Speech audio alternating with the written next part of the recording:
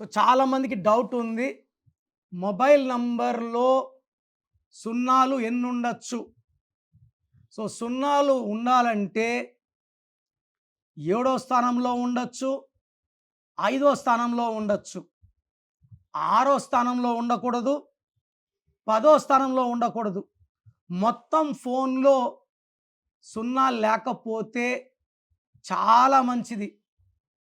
ఒక్క సున్నా ఉంటే తట్టుకోవచ్చు.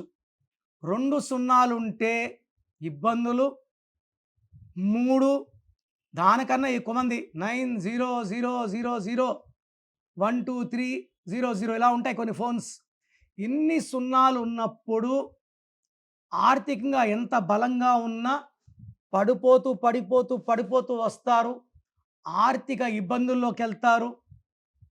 పనులు చాలా చాలా లేట్ అవుతాయి. ఏ పనైనా సరే అవుతుందా లేదనే క్లారిటీ ఉండదు. ఎప్పుడవుతుందనేది తెలీదు. సో, ఒక ఫోన్‌లో సున్నాలు లేకపోవడం మంచిది. ఒకటి ఓకే. ఒకటి కన్నా ఎక్కువ సున్నాలుంటే చాలా చాలా ఇబ్బందులొస్తాయి. నేను అన్ని రకాల నంబర్‌లు చెక్ చేసుకొని, ఈ సున్నాలు ఉండేది ఒకరికో ఇద్దరికో పడతాయి 100లో. నాకు పడతాయి. అందరికి పడవు. సో, సున్నాలు ఉండొచ్చా లేదా కూడా చూసుకోవాలి. ఓన్లీ 1-2%కి పడతది సున్నాలు. ఎక్కువ సున్నాలు. ఎక్కువ మందికి పడదు. సో, మీ సెల్ నంబర్ ఎలా ఉంది?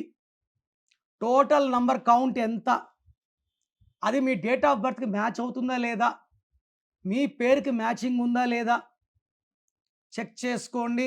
ఫస్ట్ ఆఫ్ ఆల్ మీ పేరు చెక్ చేసుకున్నప్పుడు, మీ పేరుకి, డేట్ ఆఫ్ బర్త్‌కి, ఫోన్ నంబర్ మ్యాచింగ్ ఉందా చెక్ చేస్తాను. బాలేనప్పుడు టేక్ మై అపాయింట్‌మెంట్. మీకు బెస్ట్ గైడెన్స్ నా సైడ్ నుంచి ఉంటుంది.